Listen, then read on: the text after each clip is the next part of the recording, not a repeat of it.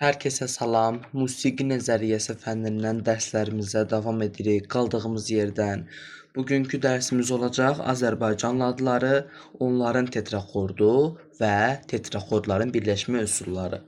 Başdan deyim sizə ki, ladlarımız 7 dənədir bildiyimiz kimi. Rastladı, şurladı, Seygah, Şüştər, Çahargah, Bayatı, Şiraz və Hümayun ladları. Bunlara toxunmayacağam. Sadəcə adlarını deyirəm. Bunları gələn dərs paylaşacağam.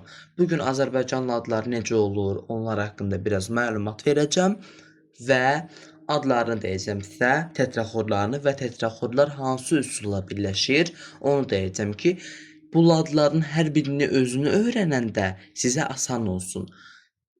Və bir həftə gözlətməyəcəm sizi bu ladları da rahat düşür. Yəni 7 həftəyə paylaşmayacağam. Demək olar ki, bir həftə ərzində bütün ladların izahını paylaşacağam. Çünki bu mövzu bir yerdə keçilməlidir. Bir yerdə keçəndə çox uzun olur. Ona görə mən birinci Azərbaycan ladları nədir, onun haqqında məlumat verəcəm. Sonra ladların özünü gələn dərslərdə izah edəcəm. Dərsimiz olacaq Azərbaycan ladları. Azərbaycan xalqının musiqisində 7 dənə əsas lad vardır. Məqam da adlandırırlar. Rastladı, şurladı, Seygahladı, Şüştərladı, Çahargahladı, Bayat Şirazladı və Humayun ladları 7 əsas Azərbaycan muğamının adına uyğundur bu ladlar. Muğamlarımız da bunlardır bizim. Muğamlar çoxdur, dəstgahları var, zərb muğamlar var. Ancaq ladlar azdır. Həm də muğam musiqi ədəbiyyatına aiddir. Lad isə musiqi nəzəriyyəsinə aiddir. Amma mən muğamları da keçəcəm sizə. Muğamlar çox geniş mövzudur, dəryadır muğamlar. Azərbaycan ladları ümumiyyətlə hər biri müxtəlif quruluşlu 5 dənə tetrakorun birləşməsindən əmələ gəlir ki, tetrakorların adı var. Əsas tetrakord, orta yarımtonlu əlavə tetrakord, əvvəl yarımtonlu əlavə tetrakord, əksildilmiş tetrakord və artırılmış sekundalı tetrakord. Əsas tetrakord bir ton, yarımton quruluşludur. Orta yarımtonlu əlavə tetrakord bir ton, bir ton quruluşludur. Əvvəli yarımtonlu əlavə tetrakord yarımton, bir ton quruluşludur. Əksildilmiş tetrakord yarımton, bir ton quruluşludur. Artırılmış sekundalı tetrakord isə yarımton, bir ton yarım və yarımton quruluşludur. Bu tetrakordları bir-birinə birləşmə üsulları var. Məsələn, hər hansı bir lad düşünürük biz. Məsələn, rastladı. Rastladı 3 tetrakordun birləşməsindən yaranır. Gələn dərsimizdə ona deyirəm. Bu 3 tetrakord necə birləşir? Yəni bir-birinə necə birləşdirirəm? Elə olur ki, məsələn, birinci tetrakordu çalıram, ikinciyə keçid alıram. Ancaq elə ladlar var ki, Azərbaycan ladlarında. Birinci tetrakordu çalıram, İkinci ilə birincinin arasına əlavələr eləyə bilərəm. İkinci ilə üçüncünün arasına əlavələr, ton əlavələri eləyə bilərəm. Bu nə tetrakordların özünə daxil olur, nə də başqa. Bu sadəcə ortada əlavə olaraq çalınır. Yəni bunu aydınlaşdırmaq üçün birləşmə üsulları vardır. 4 dənədir. Qovuşuq birləşmə üsulu ən populyarı. Buna zəncirvari birləşmə də deyilir. Bu nədir?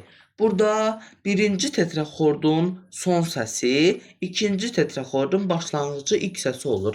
İndi gələn dərs göstərəcəm pianoda. İndi də mən pianoya keçməyim. Və demək istəyirəm ki sizə, məsələn, hər hansı bir oktava düşünün. Bənzəyir buna. Birinci oktavanın son səsi hansıdır? Ümumiyyətlə, oktava nədir? 8 deməkdir. Birinci oktava olsun, kiçik oktava olsun, böyük oktava olsun, dördüncü, üçüncü, ikinci. Do'da başlayır, do'da bitir. Bəli, do'da başlayır. O başladığı do hansısa ondan əvvəl gələn bir oktavanın son notudur. Məsələn, heç onu deyirməyim. Do'dan do'ya qədər demirik. Bir oktavanın do'sundan digər oktavanın do notuna qədər. O digər oktava var, ikinci do. Bu do'dan bu biri do'ya qədər. O bu biri do başqa bir oktavanın başlanğıcıdır. Bəs ona görə 5-ci oktava var. Görürsüz bir dənə notdur. Niyə qoyublar o 5-ci oktavanı sizdə? Bir dənə notu niyə qoyublar? Nə mənası var? Çünki 4-cü oktavanın tamamlanması üçün do'dan do'ya qədər olmalıdır. Bir dənə not lazımdır, do notu. O do notunu qoyuruq, hə, do'dan do'ya qədər 4-cü oktava. O həmin do da nəyinsə başlanğıcı olmalıdır. Onu da uzatsam gedəcək 6-cı, onu uzatsam 7-ci. Yəni bu çox uzanacaq da. Ona görə də belə var ki, hər bitiş yeni bir başlanğıcdır. Davam edək biz. Qovuşuq birləşmədə dediyim kimi, təkrar edirəm. Birinci tetraxordun son səsi, ikinci tetraxordun ilk səsi başlanğıcı olur. İkinci üsulumuz ayrı birləşmə üsuludur. Ayrı birləşmə üsulunda birinci tetraxordun sonuncu səsi var, pilləsi. O, ikinci tetraxordun birinci pilləsinin arasında. Yəni ki, son səsimiz deyək ki, fa səsidir və digər ikinci tetraxordun pilləsini tapmaq istəyirik. O fa'dan mən böyük sekunda interval çalacağım. Sonra keçəcəm ikinci tetraxorda başlayacağım. O böyük sekunda intervalı nə birinci tetraxordun səs sırasına, nə də ikinci tetraxordun səs sırasına daxil olmayacaq. Əlavə çalırıq. Birinci tetraxordun son pilləsi ilə ikinci tetraxordun ilk pilləsi arasında böyük sekunda intervalı olur. Görəcəyik keçəndə.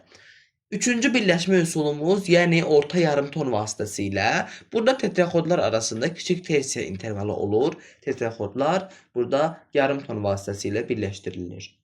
Dördüncü birləşmə üsulumuz isə orta ton vasitəsilə birləşmədir. Burada tetraxordlar arasında böyük tersiya intervalı olur və bu tetraxordlar bir ton vasitəsilə birləşdirilir. Yəni bugünkü dərsimiz bu qədər. Gələn dərsimiz olacaq rastladı, sonra şur, sonra seygah, şüştər, çahargah, bayatı, şiraz və hümayun. Yəni təbii ki, mən 7 dənədir, 7 həftəyə paylaşmayacağam bunları. Paylaşacağam hələ demək olar ki, 1 gündə, 2 gündə. Axırı 1 həftəyə bitirəcəyik də bunları. Yəni bu videodan sonra ardı gələcək. Yəni 3-4 dəqiqəlik işimiz var hər bir adla, amma ayrı-ayrı paylaşmaq istəyirəm. Hələlik sağ olun, dərsimiz bu qədər. Əgər dərsi və videonu bəyəndinizsə, kanalıma abunə olmağı, videoya like atmağı, bildirişləri açıq saxlamağı unutmayın. Hələlik gələn dərslərdə görüşənə qədər.